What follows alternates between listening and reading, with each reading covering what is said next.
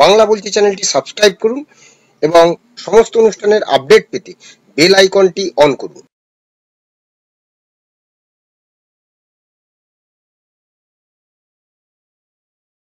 নমস্কার, বাংলা বলছি চ্যানেলে আপনাদের স্বাগত। আরজি কর মামলায় আদালতের রায়ে শনিবার দোষী সাব্যস্ত হলেন সিভিক ভলেন্টিয়ার সঞ্জয় রায়। কিন্তু আদালতের বাইরে এ নিয়ে দ্বন্দ্ব বিতর্ক রয়ে গেল। অপরাধী কি সঞ্জয় একাই, নাকি একাধিক, নাকি অপরাধী সঞ্জয় নন অন্য কেউ বা কারা? নিম্ন আদালত সাজা ঘোষণার পরে তা চ্যালেঞ্জ করে শীর্ষ আদালতে যাওয়ার কথা বলছেন সঞ্জয়ের আইনজীবীরা। আর সত্যি সত্যি তো আরজি কর কাণ্ডে কি তাহলে বলির পাঠা হলেন সঞ্জয়? প্রশ্ন কিন্তু এটাই। আর এই আরজি কর কাণ্ড নিয়ে যখন আহ দোষী সাব্যস্ত হয়েছে এবং সোমবার দিন তার সাজা ঘোষণা হবে, তার আগে একটি প্রশ্ন, যে আজ থেকে প্রায় আহ 22 বছর 21 বছর আগের ঘটনা। 1990 সালের 5ই মার্চ ভবানীপুরে একটি ঘটনা ঘটেছিল। হেতাল পাড়ে খুন হয়েছিল স্কুল ছাত্রী। সেই ঘটনায় প্রথমে সেখানকার যিনি নিরাপত্তা রক্ষীর কাজ করতেন, ধনঞ্জয় চট্টোপাধ্যায়, তাকে সন্দেহ করা হয়, গ্রেপ্তার করা হয়। দীর্ঘ আইনি প্রক্রিয়া চলার পর তাকে দোষী সাব্যস্ত করেছিল আদালত, দেওয়া হয়েছিল মৃত্যুদণ্ড। কিন্তু সেই সময় এখন যে প্রযুক্তির সাহায্যে নিয়ে বিচার ব্যবস্থা বা যে উন্নত হয়েছে, সেই সময় কিন্তু 1990 সালের পর থেকে 2004 সাল, অর্থাৎ প্রায় 10-14 বছর প্রায় এটা হয়েছিল। সেই 14 বছর এই মামলা চলার পর 2004 সালের 4ই আগস্ট সেই রায় কার্যকর করা হয়েছিল। অর্থাৎ 1990-এর পর থেকে 2004 সাল, এই 14 বছর বাদে সেই রায় কার্যকর করা হয়েছিল, ধনঞ্জয়ের ফাঁসি হয়েছিল। কিন্তু এই ফাঁসি নিয়ে প্রশ্ন ছিল, কারণ ধর্ষিতা ও নিহত ছাত্রী ছিলেন এক প্রভাবশালী পরিবারের মেয়ে বা কন্যা। সেই কারণেই ধনঞ্জয়ের উপর ঘটনার পুরো দায় চাপিয়ে আসল অপরাধীকে বাঁচিয়ে দেওয়া হয় বলে সেই সময় অভিযোগ উঠেছিল, এবং যা নিয়ে আজও বিতর্ক চলছে। আর কলকাতা পুলিশের সিভিক ভলেন্টিয়ার সঞ্জয় একমাত্র আরজি কর কাণ্ডে অভিযুক্ত, এই তথ্য কিন্তু কেউ মানছে না তার বাবা মা, তার যারা কলিগ তারা, এবং জুনিয়র সিনিয়র ডাক্তার চিকিৎসক কেউ কিন্তু এটা মানতে পারছেন না। কারণ একটাই, যে আরজি করের মতো একটি জনবহুল হাসপাতালে বাইরের কেউ ঢুকে এই ঘটনা ঘটিয়ে ফেলল, আর হাসপাতালের কেউ সেটা জানতে পারলো না। এই তথ্য বিশ্বাস করা সত্যিই কঠিন। যদিও শীর্ষ আদালত এখন ভরসা, কিন্তু প্রশ্ন একটাই, বলির পাঠা? আজকে আমরা এই বিষয়টা নিয়েই আলোচনা করব। আমার সঙ্গে রয়েছেন বিশিষ্ট আইনজীবী চন্দ্রশেখর বাগ। চন্দ্রশেখর দা, আপনাকে স্বাগত। চন্দ্রশেখর দা, প্রশ্ন, যে দোষী সঞ্জয়, নিম্ন আদালত অর্থাৎ শিয়ালদা যে আদালত, সেই আদালতে এতদিন ধরে বিচার চলেছে। প্রায় 50 জনের বয়ান নেওয়া হয়েছে, তাদেরকে জিজ্ঞাসাবাদ করে সেখানে সাক্ষ্য গ্রহণ করা হয়েছে। এত কিছুর পর যে বিষয়টা, সেটি হচ্ছে যে সঞ্জয় একমাত্র দোষী, যা মানতে পারছেন না তার বাবা মা থেকে শুরু করে তার সঙ্গে যারা মানে দিনরাত চিকিৎসা ব্যবস্থার সঙ্গে যুক্ত ছিলেন, সেই সব কর্মীরা, তার কলিগ যারা, তার আশপাশে যারা, এবং শুধু তারা নয়, বাংলায় যারা পথে নেমেছিলেন গত 14 আগস্ট রাতের পর থেকে, যারা এখনো আন্দোলনে আছেন, তারা কিন্তু কেউ বিষয়টা মানতে পারছেন না। একা সঞ্জয় দোষী হতে পারে না। এরপরে নিশ্চয়ই তারা অলরেডি, সঞ্জয়ের আইনজীবীরা বলেছেন, তারা শীর্ষ আদালতে যাবেন, অর্থাৎ সুপ্রিম কোর্টে তো এই নজরদারিতে এটা চলছিলই, সুপ্রিম কোর্টে এবার দ্বারস্থ তো তারা হবেন। সেখানে কি হয়, কিন্তু প্রশ্ন যে সিবিআই কে দেওয়া হলো, সিবিআইও তাহলে পুলিশের থেকে কেন সিবিআই কে দেওয়া হলো? প্রশ্ন এখানে কি হবে এই মামলার ভবিষ্যৎ, আপনার কি মনে হয়? দেখুন, একটা জিনিস সেটা হচ্ছে, যে তদন্তটা শুরু হয়েছিল, যেটা প্রথমে কলকাতা পুলিশ স্টার্ট করেছিল, এবং সেই প্রেক্ষিতে কলকাতা হাইকোর্ট সিবিআই ডিরেকশন দেয়। এবং সিবিআই এর কাছে যখন ইনভেস্টিগেশন যায়, সিবিআই ইনভেস্টিগেশনের পর তারপরে এই মানে তদন্তের স্বার্থে সুও মোটো মহামান্য সুপ্রিম কোর্ট এই মামলার সমস্ত মামলাটিকে সুপ্রিম কোর্টের তত্ত্বাবধানে এই মামলার গতি প্রকৃতি চলে। এবং যেটা থেকে আমরা দেখতে পেয়েছি যে পরবর্তী ক্ষেত্রে সিবিআই যে চার্জশিট ফাইল করেছিল, সেই চার্জশিটে এই সঞ্জয় রায়ের নামই শুধু রয়েছে। এখন কথা হচ্ছে যে একটা জিনিস বুঝতে হবে, যে ঘটনা, সেই ঘটনার প্রেক্ষিতে কোনো ডাইরেক্ট কোনো এভিডেন্স নেই, ছিল না। এই এন্টায়ার ম্যাটারটা বা এন্টায়ার ইনভেস্টিগেশন যা পুলিশ বা যা সিবিআই এনকোয়ারি করে যে চার্জশিট ফাইল করেছিল, সবটাই হচ্ছে সার্কামস্টান্সিয়াল এভিডেন্সের উপর। এই সার্কামস্টান্সিয়াল এভিডেন্সটার একটা সবসময় একটা চেন অফ লিঙ্ক হয়। এই চেনটা যতক্ষণ না সম্পূর্ণভাবে মিলছে ততক্ষণ অব্দি এটা প্রমাণ করাটা ডিফিকাল্ট।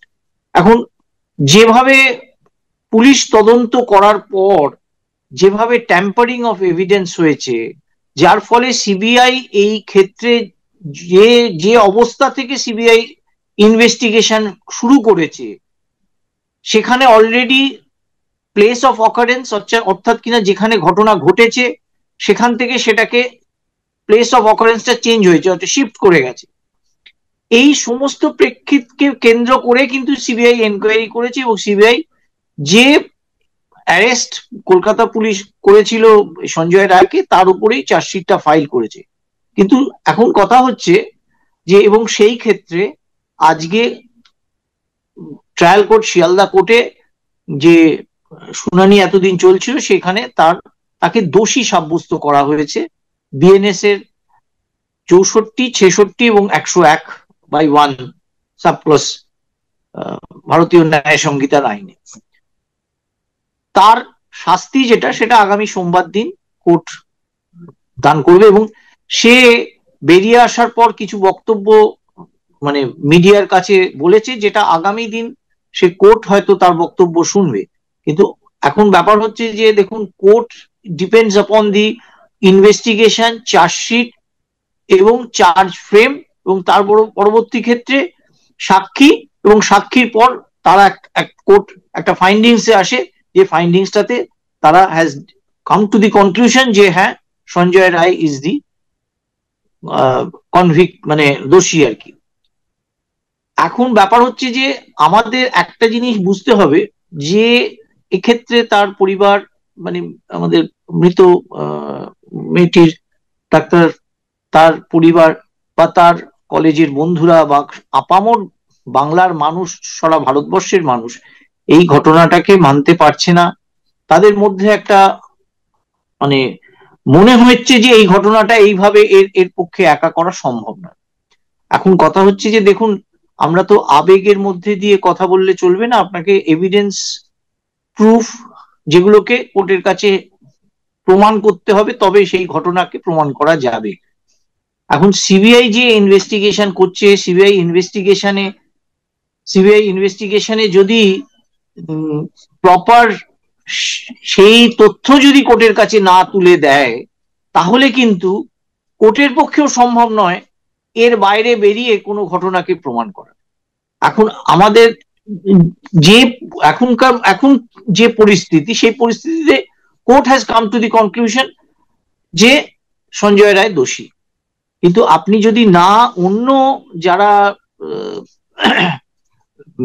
এভিডেন্স দিয়ে কোর্টের কাছে প্রমাণ করেন যে না এরা এরা এরা এরা ইনভলভ রয়েছে, তাদের নাম যদি না ফার্দার সাপ্লিমেন্টারি চার্জশিট যদি বলে সিবিআই না প্লেস করে, তাহলে তো এই কথাগুলো সেগুলো হাওয়ায় কথা বলার মতো হবে, কারণ তার কোনো ভিত্তিহীন কথা বলা হবে, আইনের চোখে তার কোনো মানে যুক্তিসঙ্গত কোনো কারণ থাকবে না।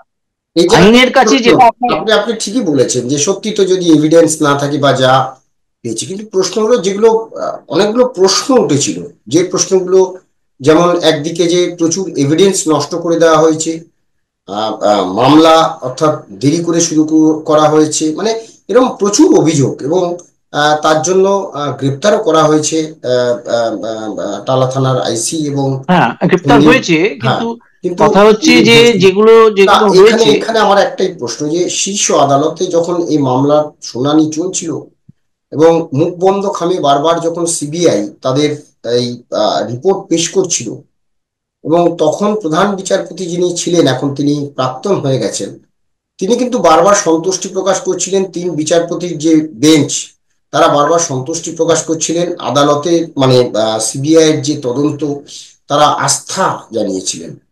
কিন্তু কোথাও তো মানে এই যে নিম্ন আদালত আর শীর্ষ আদালতের ওই সময়টা, এই দুটোর মধ্যে কোথাও একটা ফারাক সাধারণ মানুষের মনে কিন্তু প্রশ্ন জাগিয়েছে।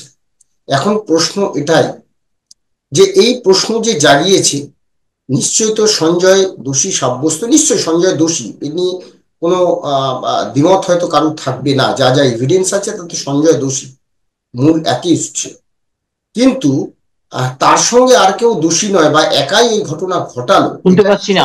কিন্তু প্রশ্ন উচ্চ মানে শীর্ষ আদালতে এইটা কি, মানে ওই যে সন্তুষ্টি প্রকাশ করা হয়েছিল সিবিআই এর যেভাবে চলছে, যেভাবে চলছে, তো সেইখান থেকে কোথাও কি মনে হচ্ছে যে এই রায়টা ওইখানে গিয়ে আবার বদল হওয়ার সম্ভাবনা আছে, বা অন্যান্য যারা অভিযুক্ত তাদেরকেও দোষী সাব্যস্ত করা হতে পারে? দেখুন, ব্যাপার হচ্ছে যে একটা জিনিস বুঝতে হবে, সেটা হচ্ছে ইনভেস্টিগেশন যেভাবে শুরু হয়েছিল এবং যেভাবে এভিডেন্স ট্যাম্পারিং, যে কথাটা আমি আগেও বললাম, এভিডেন্স ট্যাম্পারিং হয়েছে, তার পরবর্তী ক্ষেত্রে সেই এভিডেন্সটাকে তৈরি করা, সেই জিনিসটাকে পুনর্গঠন করা, করে সেখান থেকে তার এভিডেন্সটাকে নিয়ে আসা, এটা একটা চ্যালেঞ্জ ছিল টুয়ার্ডস দি সিবিআই। এবং যে কারণে আপনার মনে আছে হয়তো জাস্টিস পারদিওয়ালা, সুপ্রিম কোর্টের বিচারপতি, তিনি ওই রিপোর্ট দেখার পর তিনি বলেছিলেন এইরকম জঘন্য ভাবে যে মানে তদন্তকে একটা মানে যাতে নিরপেক্ষ ভাবে না হয় তদন্ত, তার জন্য যা যা ঘটনা ঘটানোর সেটা ঘটানো হয়েছে বলে তিনি একটা অবজারভেশন করেছিলেন যে এইরকম ভাবে। কিন্তু তার সত্ত্বেও কিন্তু তারা সিবিআই এর উপরে যথেষ্ট আস্থা রেখেছিল যে সিবিআই চেষ্টা করছে সেই এভিডেন্স গুলোকে নিয়ে আসার, কল রেকর্ড থেকে শুরু করে তারপর সমস্ত যা যা সাইন্টিফিক যে সমস্ত এভিডেন্স গুলো রয়েছে সেই সাইন্টিফিক এভিডেন্স গুলো নিয়ে এসে তারা সিবিআই চেষ্টা করেছে। এখন একটা জিনিস যেটা বুঝতে হবে সেটা হচ্ছে যে কোনোভাবে যদি কোনো ঘটনা সম্পূর্ণভাবে সেখানকার এভিডেন্সটাকে মানে বিলীন করে দেওয়া হয়, যেমন যেখানে শোনা যাচ্ছিল যে হাত ধোয়া হয়েছে, বা যেখানে বলে যে বেসিন ছিল, যে ঘর, সেই সমস্ত ভেঙে দেওয়া হয়েছে ঠিক একদিনের মাথায়, ঘটনা ঘটার একদিনের মাথায়। এখন সেক্ষেত্রে সেইগুলো, সেই এভিডেন্স গুলোকে নিয়ে আসা, সেই জায়গাটা মানে জায়গাটা যদি না থাকে তাহলে সেই এভিডেন্স গুলোকে নিয়ে আসাটা সিবিআই এর পক্ষে যথেষ্ট চ্যালেঞ্জ। তা সত্ত্বেও যদি সিবিআই নিয়ে এসছে এবং আগামী দিন সিবিআই যদি মনে করে সাপ্লিমেন্টারি চার্জশিট দেওয়ার ক্ষেত্রে কোনো অসুবিধার কিছু নেই। আর যে কথা আপনি, যে প্রশ্নটা আপনি করলেন যে হায়ার কোর্টের কাছে, higher court always have the right scanning of evidence, evidence scan করে সেখানে তাদের বক্তব্য এবং এবং যেখানে আমার মনে হয় একটা জিনিস বলার দরকার, সেটা হচ্ছে ডিফেন্সের যিনি লয়ার ছিলেন, ডিফেন্সের কোনো উইটনেস উনি প্রডিউস করেননি। ডিফেন্স উইটনেস যেটা আজকে সঞ্জয় বলতে চাইছে, যদি আজকে যে ঘটনা, যদি যে ফ্যাক্ট গুলো, সেগুলো সঞ্জয়ের মাধ্যমে defence witness could have place this fact before the court of law, সে চোখে, আইনের চোখে বা বিচারপতির কাছে তিনি সেই বক্তব্যগুলো তুলে ধরতে পারেন যে এটা সঞ্জয়ের বক্তব্য।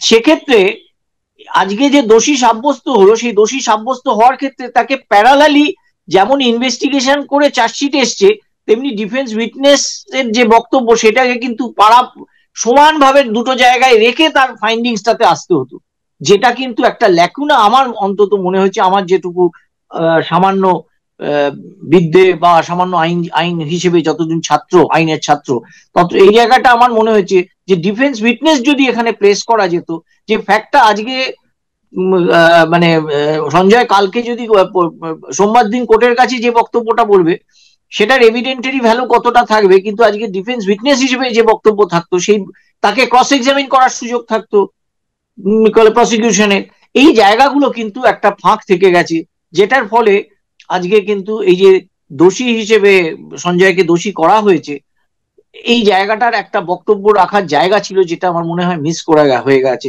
এখন এখানে যদি এই পয়েন্টগুলো রেজ করে হায়ার কোর্টের কাছে সঞ্জয়ের তরফ থেকে যদি আপিল করা হয়, ডেফিনেটলি অ্যাপিল কোর্ট, এত সেন্সিটিভ ঘটনা এবং এত তার মধ্যে বৈপরীত্য রয়েছে, সেই ক্ষেত্রে higher court can interfere and higher court can reverse the order. একদম এখন দেখার যে সোমবার দিন সঞ্জয়ের কি শাস্তি হয়, শাস্তি কি হয়, ফাঁসি, তারপরে তো সেটা তো শীর্ষ আদালতে যাবেই, এবং শীর্ষ আদালতে সত্যি সত্যি বিচার পাবে, এটা কিন্তু সকলেই প্রশ্ন। কিন্তু আমাদের যা বিচার ব্যবস্থা, তাতে কিন্তু মানুষ আস্থা রাখবেন বিচার ব্যবস্থার উপর, বিচার পাবেন, সঠিক হ্যাঁ নিশ্চয়ই, বিচার দেখুন মানুষের আস্থা নিশ্চয়ই বিচার সেটা ব্যবস্থার উঠে উপরে, আসবে। বিচার ব্যবস্থার উপর মানুষের আস্থা রয়েছে, এবং এখন অবধি মানুষ যেটুকু বিচার সেটুকু এই কোর্টের মাধ্যমেই, বিচার ব্যবস্থার মাধ্যমেই তারা পান, এবং সেইটুকু বিশ্বাস আমি একজন আইনজীবী হিসেবে নয়, একজন সাধারণ নাগরিক হিসেবে এবং আপামর নাগরিকের তরফ থেকে আমি বলতে পারি, মানুষের এই বিচার ব্যবস্থা যতদিন অবধি থাকবে, আমাদের এই ভারতবর্ষের ইন্ডিয়ান কনস্টিটিউশন যতদিন থাকবে, ভারতীয় বিচার ব্যবস্থা যতদিন থাকবে, মানুষ সেই জায়গা থেকে সামান্য মানে হলেও তারা কিন্তু বিচার পাবে, এটুকু আমি অত্যন্তভাবে বিশ্বাস করি, মানুষও বিশ্বাস। হ্যাঁ হ্যাঁ, সত্যি কি সঞ্জয় কে বলির পাঠা করা হচ্ছে, যে প্রশ্নটা তুলেছিলাম, সেটা তো শীর্ষ আদালতেই এখন ভরসা, দেখার সেদিকেই নজর। ধন্যবাদ চন্দ্রশেখর দা, ধন্যবাদ আপনাদের, সবাই ভালো থাকবেন, নমস্কার। নমস্কার।